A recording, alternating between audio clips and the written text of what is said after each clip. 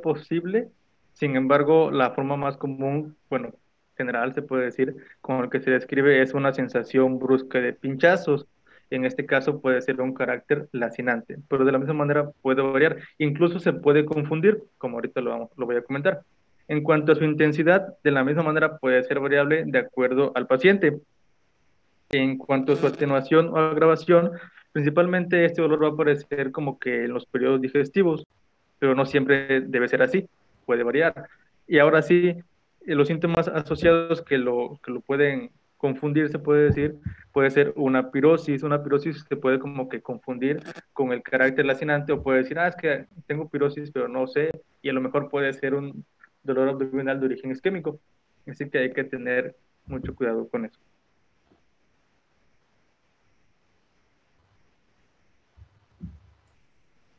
Bueno, en cuanto a la anamnesis,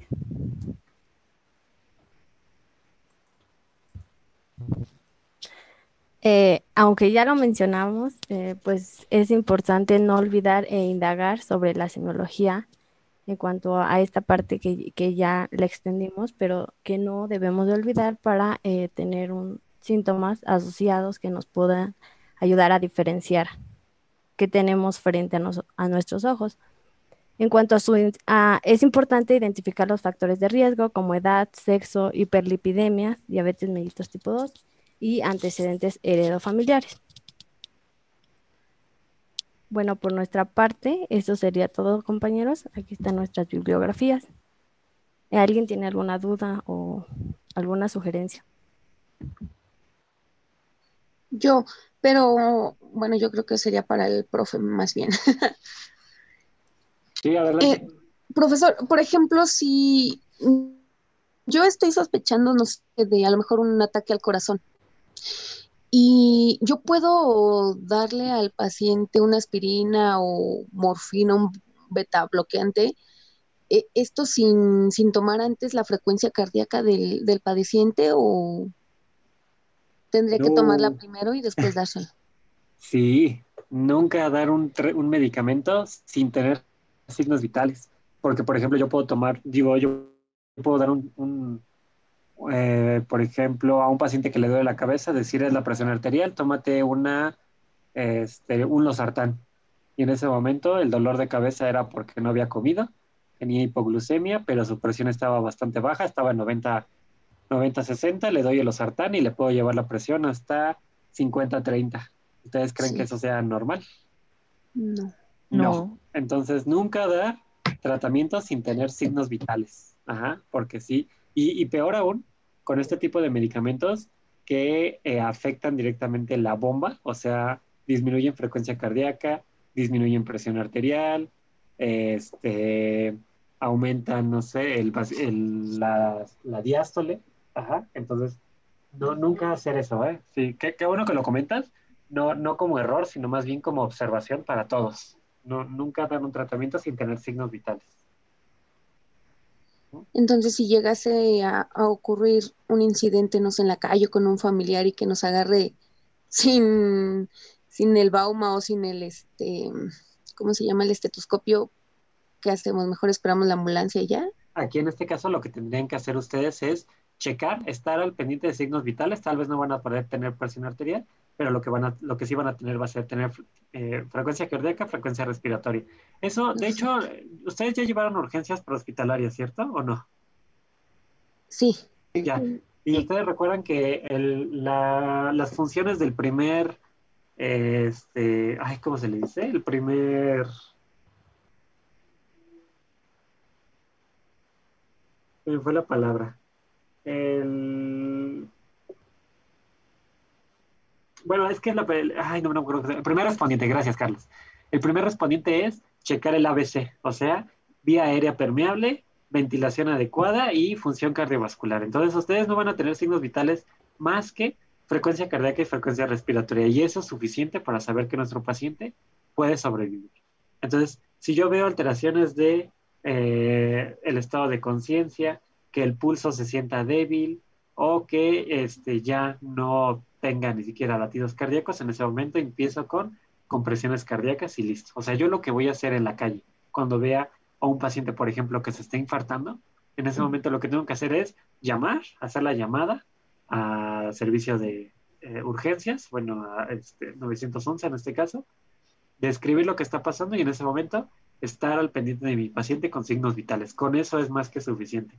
Aunque el paciente tenga el infarto y tenga un paro cardiorrespiratorio, nosotros únicamente por haberlo detectado y empezar maniobras de compresión y de ventilación, con eso estamos favoreciendo que nuestro paciente aguante a que llegue el servicio de paramédicos, que ya van a tener ellos obviamente medicamentos, que van a tener para checar la presión arterial, etcétera, y para que alcance a llegar al hospital. Además, recuerden que favoreciendo una buena circulación cerebral se evita el daño irreversible, este, pues obviamente cerebral y a nivel del corazón y a los órganos vitales. Entonces, únicamente ustedes al hacer eso, nada más checar signos vitales que tengan a la mano es más que suficiente y pueden salvar muchas vidas.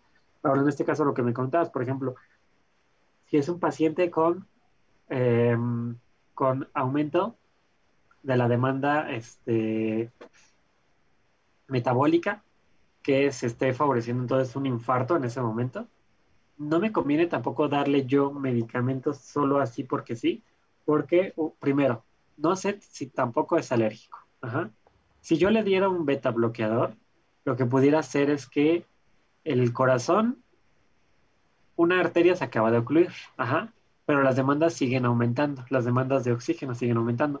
Si yo además les reduzco la frecuencia cardíaca, es como si yo le estuviera dando una forma más de matarlo, ajá, porque más bien el corazón lo que está haciendo es bombear más rápido, porque es el mecanismo compensatorio. Ajá, él detecta que hay deficiencias de demanda de oxígeno, pues bombeo más rápido. Tal vez no estoy irrigando completamente y tengo un sitio ocluido, pero yo lo demás, lo que sí puedo irrigar, lo irrigo bien. Y entonces, mientras el corazón, o sea, recuerden que el sistema, el cuerpo humano, va a activar todos los mecanismos compensatorios necesarios para tratar de sobrevivir. Ajá, entonces, en ese momento yo no tengo que interceder tanto hasta no saber cuál es la causa y primero quitar la causa que me está haciendo la activación de los mecanismos compensatorios. Por ejemplo, lo que sí pudieran hacer ustedes también, y eso es solo si se tiene a la mano, es el aporte de oxígeno, porque está demostrado que un paciente con mayor concentración de oxígeno ambiente se favorece que aunque esos sitios estén ocluidos o que tengan poca irrigación, aunque sea poca, pero ese poco oxígeno que llega con más concentración y entonces pues tiene daño, pero ya no es el mismo daño que se puede generar con todavía menor concentración de oxígeno. Eh, sí, más o menos responde tu pregunta, Brenda. Sí, excelente, muchas gracias. Sí, de nada. Ángel dice, profesor, yo cuando hago la auscultación en el corazón de mi mamá se escucha muy bajo, pero en las pruebas de colesterol y electrocardiograma salen totalmente normal. ¿A qué se debe? Pues en realidad es que no es... eh,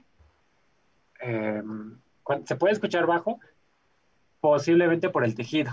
Ajá, o sea, puede ser que el estetoscopio no sea tal vez muy bueno, puede ser que hay demasiado tejido piel o la glándula mamaria que también nos llega a estorbar un poquito para escuchar, o en algunos casos todavía no tenemos tan entrenado nuestro oído como para escuchar bien en la frecuencia cardíaca. Y muchas veces es como de, no es que no escucho nada, pues es que esto es lo que se escucha. Normalmente casi no se escucha, ¿no? Pero ya poco a poco, cuando lo vas entrenando, eso poco que escuchas es normal. Entonces, más bien ahí se tendría que hacer una comparación para saber cuál sería el sonido normal. Si aquí lo que dices, pero incluso los doctores dicen que es muy bajo, en esos casos pudiera ser normal, ajá, porque si al electrocardiograma y nivel de lípidos no hay ninguna alteración, entonces eso es normal, o sea, para esa persona ese latido es normal, mientras, siempre y cuando no haya manifestaciones clínicas, o sea, si empieza con un sonido muy bajo, el pulso además se siente débil. Recuerden que el pulso no es lo mismo que latidos cardíacos. Los pulsos yo los palpo en las arterias. Y entonces yo me voy a arteria radial, arteria braquial, incluso a la arteria carótida.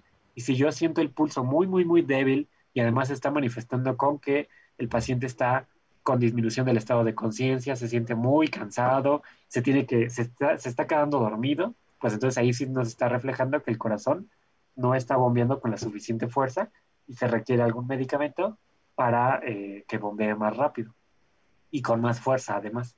Pero esto, acuérdense que siempre tenemos que hacer la relación de la historia clínica, o sea, todos los antecedentes con el cuadro clínico y finalmente con la exploración física. En este caso, la exploración solo es el dato de un sonido bajo de, el latido cardíaco. La pregunta es, ¿tiene historia clínica que me haga sospechar o que me ponga a este paciente en riesgo? ¿Hay algo, dije la historia clínica, algo en ese momento del cuadro clínico que me haga sospechar que está pasando algo en ese momento? Si no es así, entonces pudiera considerarse normal. Bueno, ok. Ahora yo les pongo, ya vimos que el dolor torácico